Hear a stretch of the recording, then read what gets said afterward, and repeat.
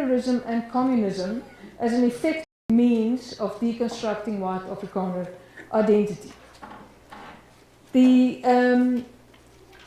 If we look at the first article, no explanation was provided as to why that article would be a problem, but okay, the article started, what was the problem with whiteness? In that article, I said that despite claims of post-apartheid white victimhood, whiteness ensured that benefits continued to accrue to white people in present-day South Africa. So this article contradicted this politics of white victimhood that we see coming from the MAGA movement and that it shares with the white right in South Africa. In the second article that the White House said was about promoting terrorism and communism, the argument was basically saying that we should look at historical examples of the very few Afrikaners that actually promoted and supported democracy. And I specifically referred to Bram Fischer, who was an anti-apartheid lawyer, who was part of the defense team at the Rivonia trial and the treason trial, and Bruiten Bruitenbach, who's an author and poet. So Fischer was prosecuted and sentenced to life imprisonment for being a member of the South African Communist Party, while Bruitenbach was found guilty in terms of the Suppression of Terrorism Act of 1967 and also incarcerated. However, in democratic South Africa, we obviously see both Bruitenbach and Fischer as very different kinds of figures. We don't see them as like the apartheid regime sees them or saw them at the time. So for me, the fact that the White House was framing this reference to Fischer and Bruitenbach as examples of the promotion of terrorism and communism felt like going into a kind of a time warp. Because if you think of, what is this discourse about that talks about opposition to apartheid as the advancement of terrorism and communism. And in fact, this turns us back to the total onslaught discourse that P.W. Botha used to justify the violence of the apartheid state. So P.W. Botha, as the penultimate National Party leader from 1978 to 1989, argued that South Africa faced a total onslaught from terrorism and communism. And interestingly, the thinking behind the total onslaught discourse also was heavily influenced by thinking coming out of the United States, also particularly by political scientists, and I think that was relevant because we've got a whole lot of political scientists in the room here today. The political scientist that's very well known as a right-wing thinker, Samuel Huntington, being one of the people who influenced this idea of a total onslaught. So this repetition of a total onslaught discourse, for me, brought back bygone conceptions which have been thoroughly delegitimized in South Africa, and as though nothing had happened between the 1970s and the 2020s. This action against the Democracy Works Foundation formed part of a series of actions by the US government under Trump's second presidency that targeted South Africa. Some of these actions privileged Afrikaners, others formed a package of penalties that are targeting South Africa as a post-apartheid democracy. So Trump had already noticed South Africa and publicly expressed a position back in 2018 when he positively responded to a tweet from or a program in which Tucker Carlson made comments about farm murders on Fox, and Trump responded with a positive tweet at the time. So barely back in office in 2025, as you know, he issued a message on his Truth Social platform that land was being confiscated and that certain classes of people, so-called, were being treated, quote-unquote, very badly. Very shortly after that, we saw the introduction of this refugee program targeting Afrikaners specifically, and it transpired after a while that Afrikaners are indeed now the only group of non-Americans that are being allowed into the US as part of their refugee program. We also see that there have been other pieces of legislation that have been introduced in the US Congress, including the so-called Afrikaner Bill, of which the long title is Asylum for Farmers and Refugees in Crisis and Necessary Immigration resettlement. We also know there's a showdown that followed in the Oval Office, during which patently false propaganda was repeatedly reiterated. So the response, what I'm interested in, is how other white people, outside of the States, and particularly in South Africa, how they're responding to this. The Freedom Front Plus poster, I think, is one example of a response to the sudden elevation of the Afrikaner cause. Critical race scholar Cheryl Matthews speaks of an emboldened whiteness. And I think this is what we are seeing in this moment, an emboldening of whiteness. So I argue here that the foregrounding of Afrikaners is aimed at the restoration of whiteness through this contemporary global right-wing and white supremacist action, particularly through Trumpism. And this is about re-articulating race as a political tool to legitimize both existing inequality and intensified exploitation as we find it under neoliberal capitalism. The White House's reinterpretation of Afrikaner identity seeks to remove the apartheid stigma attached to Afrikaner identity and to restore Afrikaners as part of a renewed projection of white power both inside and outside the USA, and seeking to re-entrench whiteness as a racial formation intrinsic to global power relations. So I'm interested in how Afrikaner whiteness became available as an instrument in this resurgence of global white supremacism. So the Afrikaner as an identity, one could say, has been had been conceived in nationalism and gestated by apartheid, with the National Party as its midwife. The Afrikaner identity is most associated with the creation of apartheid, which was a system of intensified colonial subjugation and exploitation based on difference, most starkly visible in racial segregation and oppression. With the dismantlement of official apartheid in the late 1990s, the question was at the time whether democracy could create the conditions for a different Afrikaner identity to emerge. Could Afrikaners reimagine themselves, or will they cling on to how apartheid had made them? Were Afrikaners colonialists of a special kind, as the South African Communist Party defined them, or were Afrikaners Africans, as Thabo Mbeki was suggesting, along with Van Zyl Slabbert in the 1990s? More recently, Francis Nyanjo has actually included Afrikaners in his definition of Afropeans. And Afropeans in his definition refers to individuals to include individuals of European descent with deep and primary connections to Africa. So could Afrikaners be called Afropeans? What we see, therefore, is a unique historical opportunity for an identity to reimagine, reposition, and completely rearticulate itself, which is something that does not happen often. What we see in the late 1990s with the TRC is a complete crisis in Afrikaner identity, also because of the revelations at the Truth and Reconciliation Commission at the time. You have very intense debates raging about Afrikaner identity among Afrikaners, and there's quite a substantial literature by myself and people like Melissa Stein and a number of other people on the dislocation of Afrikaner identity because of the transition to democracy. And this dislocation is because this was, in a sense, the hegemonic identity of apartheid, with apartheid being officially brought to an end. Afrikaners were in disarray.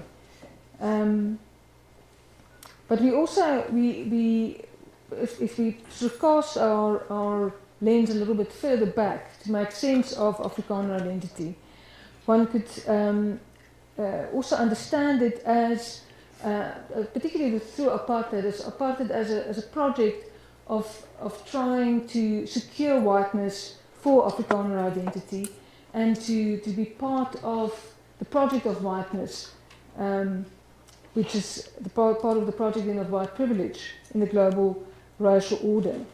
And we see then with the relinquishing of European empires and the shift from direct to indirect colonialism during apartheid, the apartheid then shifts to becoming unacceptable to Western forces.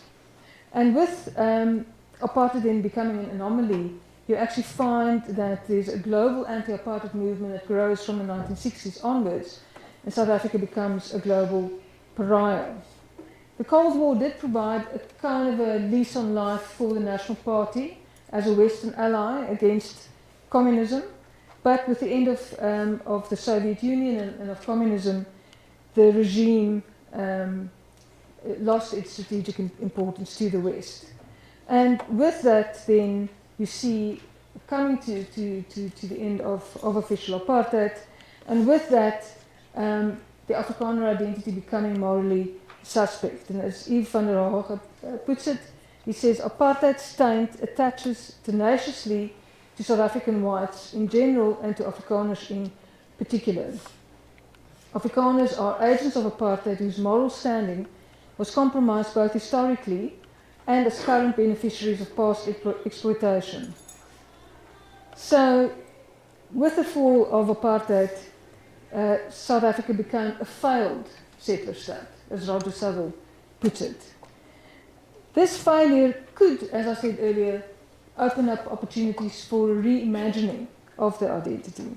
And I did find in the work for my book, the research for my book, Sitting Pretty, on white Afrikaans women in post-apartheid South Africa, I did find some signs of this positive reworking, one could say democratization of the identity. But there are a group of Afrikaners, and most typically one would associate them then as people who voted for the HNP and the Conservative Party from the late 1960s into the 1980s, and then the people who voted no in the whites-only referendum in 1992, it's about 30% of white people, who certainly were opposed to reforming apartheid the way that P.W. Botha wanted to do it, and who were also certainly clinging still to Verwoerdian apartheid as the for them the correct way of governing South Africa. And these people are, we see some prominent cultural, what one could call cultural entrepreneurs who are driving this kind of politics. They are, cultural entrepreneurs are people who have a vested interest in driving identities. They are people who belong to classes and social sectors such as the media and communications, religion, politics, trade unionism, education, the arts, academia, and so forth. These are people who have got a vested interest in identities taking certain forms and who actively promote those kinds of identities. So with Afrikaner nationalism, you see this construction of Afrikaner identity about 100 years ago, where you had these cultural entrepreneurs driving it. Now, 100 years later, in the 21st century, you have what I would call Afrikaner neo-nationalists who are driving an ethno-racial whiteness. This turmoil in which Afrikaner identity found itself earlier, that I mentioned, provided fertile ground for these vested interests. So among these, and I'm sure everybody will be aware of it, we have the solidarity movement that has benefited richly from this turmoil in Afrikaner identity. It moved from its beginnings as the whites-only mine workers union, founded in 1902, to become part of the far-right strand of Afrikaner nationalism that supported Verwoerdian apartheid and that opposed apartheid reformism as driven by Botha. And I think it's necessary for us to drill a bit deeper into Afrikaner identity to understand how the role that class plays in better understanding this whiteness. Because this is also something that we have seen in terms of the resurgence of white supremacism in the global north, where class has come to the fore as a primary difference driving some of these political dynamics. 1948 would be a convergence, a point of convergence between Afrikaner capital and the Afrikaner white working class. But as Mervyn Goldberg writes, we actually see that once Afrikaner power is consolidated through apartheid, those who benefit are primarily the capitalist classes. He also says that by the 1970s, as we could see historically, there's a realization that sets in with Afrikaner capitalists that apartheid has become impracticable when it comes has become impracticable in terms of economic growth.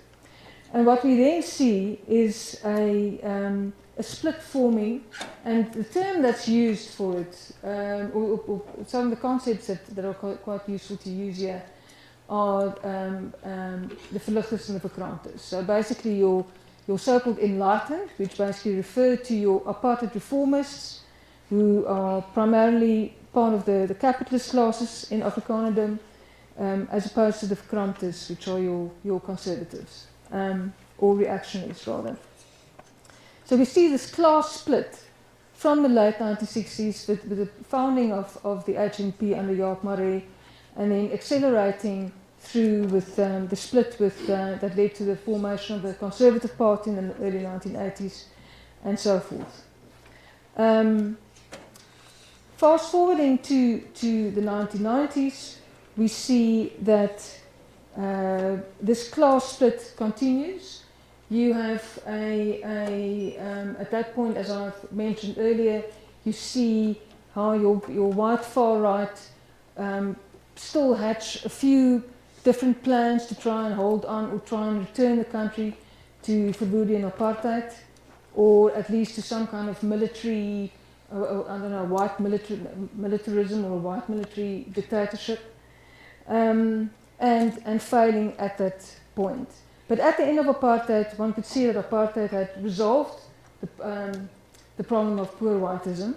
One can also see that most Afrikaners are middle class and therefore are sharing, by and large, in the spoils of apartheid.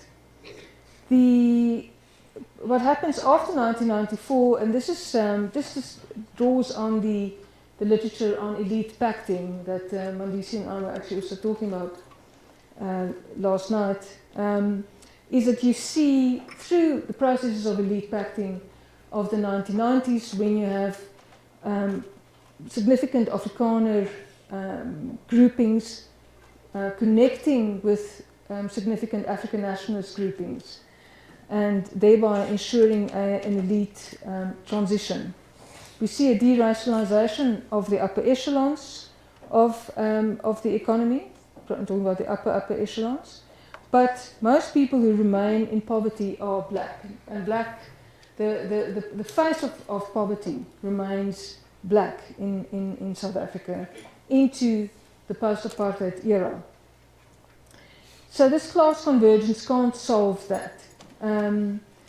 Just to give you an idea of this verlichte agenda and this connection with African nationalist figures. For example, Sanlam, which is the big investment company that people might be aware of, was a primary partner of the National Party from the 1910s onwards. It started the first black economic empowerment deal in 1993 through New Africa Investment Limited. In its TRC submission and appearance, Sanlam acknowledged that it had a special relationship with the National Party, but it also said, quote unquote, "We are delighted that we've also been able with the new ANC government to establish a very warm relationship." So this is an example of this elite pacting of the 1990s.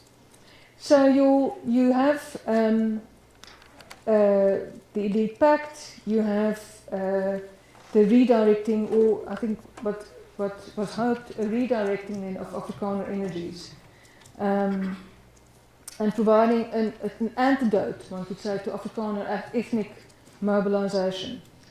But there's a letter to the Sunday newspaper report that I want to share with you that actually shows that already a good 20 years ago there was this rising resentment that one can identify.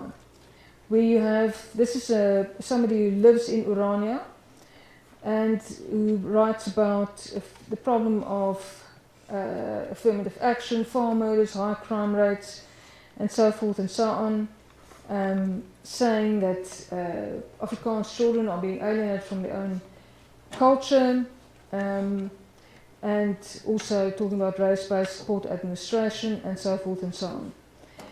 Then this writer refers to economic prosperity and says our welfare allows us to endure the punches and slaps, but clearly unhappy about how prosperity in the post-apartheid era might not allow many Afrikaners to identify what they are losing culturally, if you look at this quotation. So the list of grievances in this letter suggested then that your ANC-sponsored wave of increased affluence and the pursuit of materialism and consumerism did not offer sufficient safety valves for some of the failed settlers of South Africa. If we move on then, we see that in terms of the question is then, where does this disgruntlement go to? We see that the Freedom Front Plus in the 1990s and up until today has got a very poor electoral showing. They're not, when it comes to the ballot box, they are usually in the range of 3-4%, and or lower, usually lower in fact. So clearly electorally the far right seem to have been neutralized. But there's another phenomenon that I've written about, which is what I call Afrikaner enclave neo-nationalism. Basically arguing that Afrikaner nationalism did not disappear, but rather had its ambitions lowered from the nation state to localized enclaves. When we look at the work of Jamaican British sociologist Stuart Hall, he writes about a return to the local, which in reaction to the destabilizing effects of globalization. With the Afrikaners, one sees this post-apartheid phenomenon of what one could call inward migration to white spaces. These enclaves have as anchor points the church, the school, the shopping center, the gym. It possesses an identitary logic that hinges on ethnicity. In these enclaves, class is wielded in conjunction with very specific versions of sexuality, gender and race to create exclusive and excluding ethnic spaces. Afrikaner enclaving is even expressed in colloquial terms when people speak about the Boereworsgordijn or the Boerewors curtain. So certain suburbs being behind the Boerewors curtain. So that actually colloquially captures this phenomenon. So when we see this new socio-political expression of enclavism, one can see that it's driven by, certainly by the solidarity movement. So the solidarity movement, in part, it's driven in part by the solidarity movement. The movement is patterned on the Volksbeweging. So the Volksbeweging was the people's movement that drove Afrikaner nationalism in the 1920s. 30s and so forth. We see in the late 1990s when Philip Buys takes over the reins of the Mine Workers Union, a reinvention of the far right in which the energies are redirected to a different kind of organizing to before, but not through formal political representation. So the Freedom Front Plus remains the only party that expresses this position in Parliament. The rest of these political activities are happening outside of Parliament. When we look at Solidarity's political agenda, we find three significant strategies. that resonate with and facilitate the global rise of the white right. First, the emphasis is on culture rather than race in its discourse. It borrows from Urania, as Mandisi has also shown, where you see an imbrication of race and culture with religious overtones. This cultural blend to Afrikaner nationalism is in fact a front runner to the cultural turn in global racism in the West. Yeah, I see my time is running out, so let me see what I... This is part of what Mondin and Winter refer to in their work as the reconstructed far right, where you have the espousal of a racist ideology, but it's done in an indirect, coded or covert manner. Secondly, there's a recasting of the discourse from Verwoerdian apartheid to a United Nations resonant minority rights discourse. This it borrows from the Freedom Front Plus and also from Urania, where there's a reinvention then of Afrikaners as a vulnerable white minority, that Afrikaners are being threatened, and it recasts Afrikaners then from perpetrators to victims. Thirdly, as you can see from these other two strategies, there's a strong approach to what one could call transnationalization alongside the localization. So you've got the localization happening, but you also have the transnationalization happening. And I have a quote from Dirk Herman where he talks about a trip already back in 2006 and the kinds of friends that they made. So US historian Augusta Dalomo has just brought out a book where she talks about white internationalism. She finds very, very interesting evidence of how ordinary Americans were linking with ordinary South Africans in attempts to so-called save apartheid. These were campaigns being run in the 1980s, specifically aiming to try and keep apartheid in place. And even though these organizations and these individuals failed in the end, as we know, we find that a vibrant network of the white right from South Africa to the United States was created in the process. So what we have is these writing Afrikaners as being part of a globally interconnected right that are pursuing very specific aims, including so-called national and cultural authenticity. They talk about saving white civilization, which is also going back to colonial discourses. There's an emphasis on Christian purpose, on racial or ethnic purity, and then traditional gender roles and so-called family values. In this, Afrikaners then emerge as useful symbols for white internationalism. This is the last collective of white people who sustained institutionalized white supremacism. And in that kind of role then, Afrikaners bolster the global white right imaginary. By confirming Afrikaners as victims of black South Africans, there's an implication that the end of white rule leads to social and economic destruction, particularly of white people. It allows the projection of whites as under threat, but also under threat in the global north. It's suggestive of white victimhood across the world, and it resonates with racist conspiracy theories. And I'm particularly thinking of the theory, the so-called Great Replacement theory. So if you think of positioning Afrikaners then as being a minority under threat, there's a direct resonance with this argument being made that in Europe whites are being threatened with so-called replacement by racialized others. So the globalization of the Afrikaner is reflective of larger changes in global right-wing politics. Race is rearticulated with culture to legitimize inequality. And the US, my argument is basically that the US-SA relationship should be viewed through the lens of these dynamics. Thanks.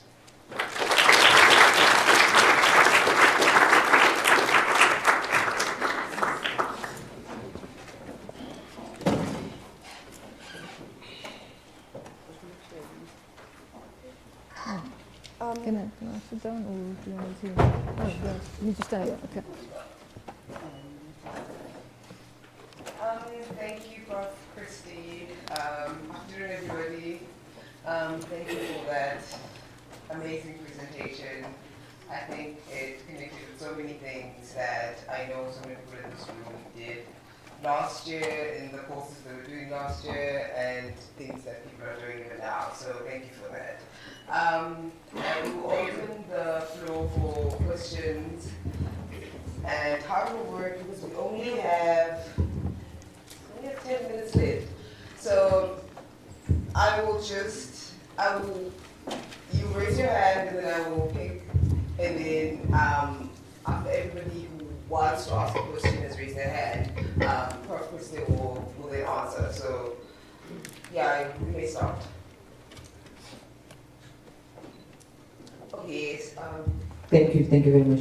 Good afternoon. Thank you so much, Prof. Thank you for a beautiful presentation, the globalization of the Africana. And my question for you is, I believe that social media have taken these conversations to a rarefied atmosphere. What do you think social media has done in this conversation? I'm talking as it relates to politics and international space. Thank you. Is there another question?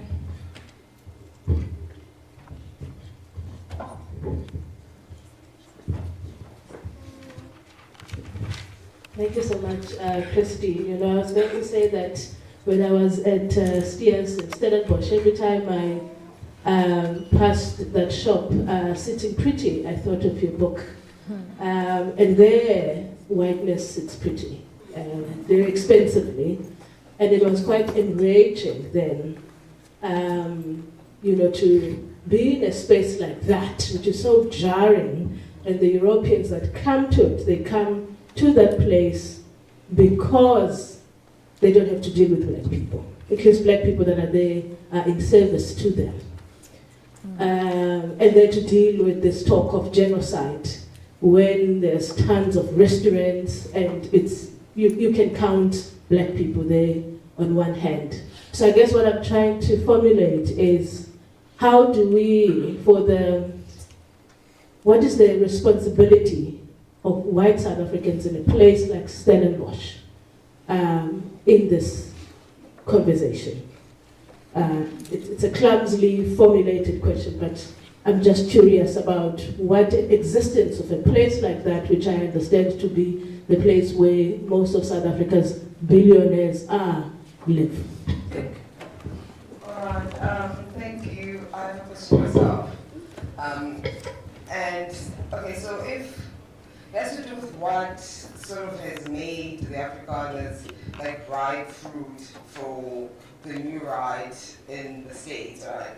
Mm-hmm. And like in the States, what you see is like people like J.D. Vance and Peter Thiel, and they tend to be speaking on behalf of the injured working class white people.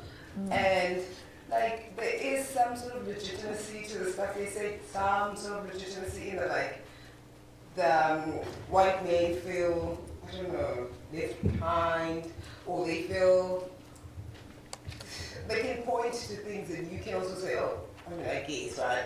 It's not, but it's not the same as here in South Africa, whereas sort of the people, as the dean was saying, in Stellenbosch go to the White House to speak on behalf of farmers who are in no way like poor as like the poor whites in the States, right?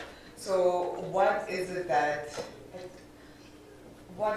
connects these two? What is it that makes them so like fresh? I don't know, makes sense for the eating or like being used by the new right in the state. Okay. Okay.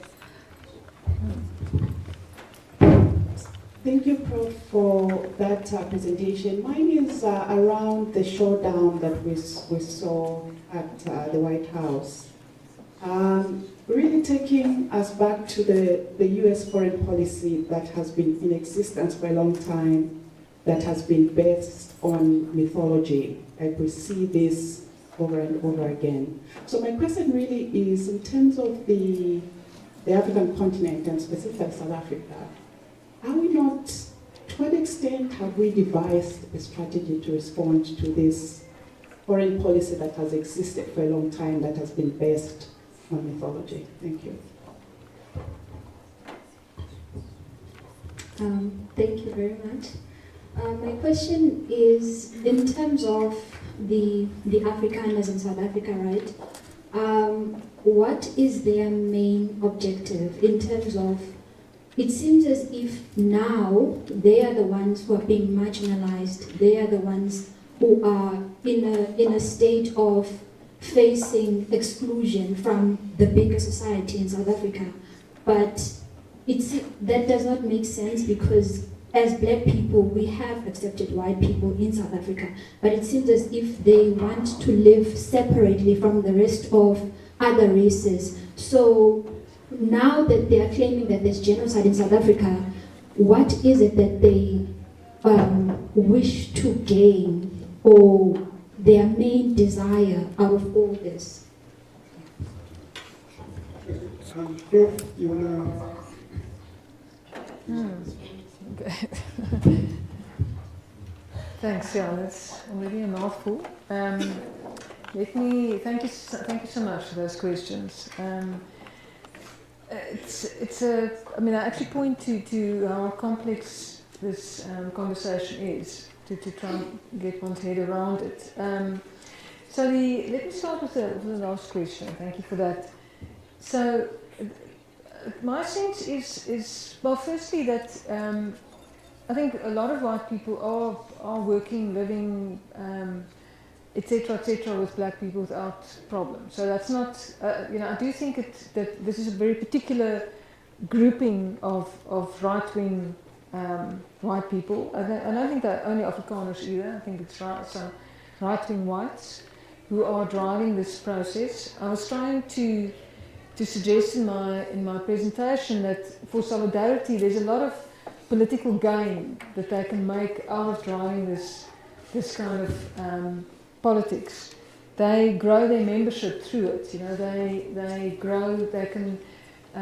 They've got a plethora of products that they have on offer. Because the Solidarity, the Greater Solidarity Movement, as it's called, consists also. There's an investment arm. There's a technical college. There's a university.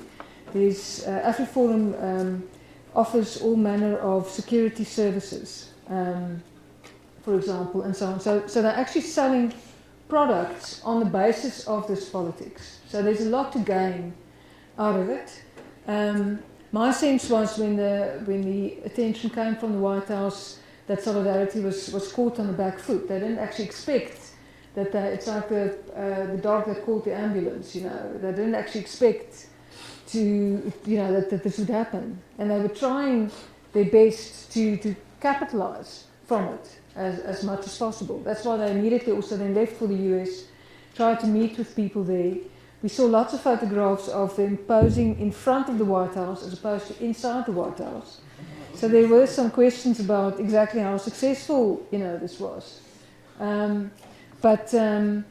As I'm saying, that there's political benefit, there's financial benefit, and so forth. That particular groupings can make, and I think that's why it's useful for us then, as political scientists or as people who are using, as researchers, to empirically look at who's actually benefiting from this discourse. What are the reasons for driving it? Because I can point to a number of Afrikaners that are at this point in time working in progressive formations, also in government, implementing democratic era policies. So I think that's why it's for me more useful to look at particular groupings, individuals, and so forth that are making profit out of this politics, rather than seeing it as a kind of a blanket situation with white people. Then in terms of a strategy to meet this foreign policy that is based on mythology, so seems to me that the South African government's approach has been to try and just counter this discourse. And I think our president did extremely well in the Oval Office. He was just very, very firmly stating the facts. And it was interesting, in fact, it was a great demonstration of how this discourse works, in the sense of how these lies are just repeated. Because from the current president of the United States, he was like on loop. He was just repeating the propaganda over and over again. So I'm trying to keep my phone alive so that I can see these questions. Okay. So that seems to be the approach from our government, is to counter, and then also, as you know, Ruth Meyer has been appointed as ambassador to the United States. I think that was a very, very clever move, because here you have somebody whose politics has shifted dramatically from where he was in the 1980s to, and in the past 20 plus years he's been doing very good work to advance democratic peacemaking processes also on our own continent. So I think he's a very good choice for the job. It will be interesting to see what comes out of that further. Then in terms of why Afrikaners, so well, for me it's certain Afrikaners. I mean, I think that the refugee program has not delivered the kind of numbers that Trump thought it would. It was a little bit sad, that small group of people who arrived there. The first group, I mean, I couldn't even get 50 people together for the first trip. So I think that you will have particular people responding and taking this up.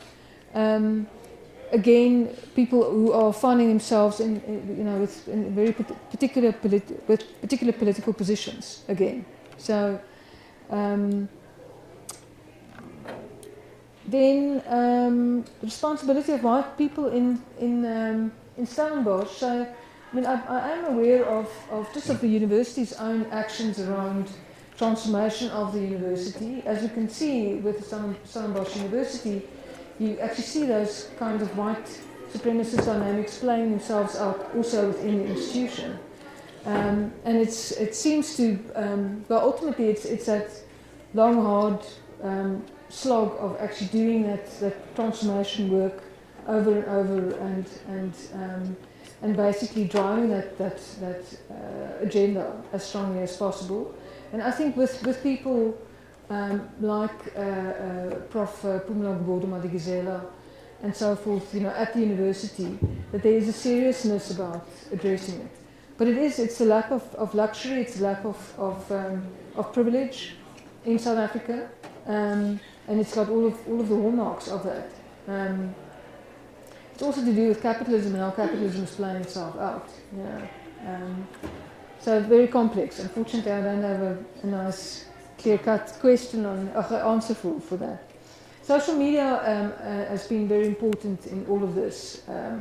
We can see, and that's the reason why Elon Musk bought Twitter and destroyed what was actually a very productive platform for interaction for people. So social media, because it allows you the spreading of disinformation, of propaganda, and you can package them in reels, etc., etc. People see these things coming up on their screens. There's no way of retesting. There's a real onslaught also on legitimate media that are doing fact checking, etc., etc. So it's actually about really trying to gain control over the flow of information completely, so that people are only beholden to the kind of information that an Elon Musk or figures like that want people to have access to. And the position is basically to keep us as disinformed and misinformed as possible. So that's the battle that we're up against. And social media are absolutely being used as the platform to do that with.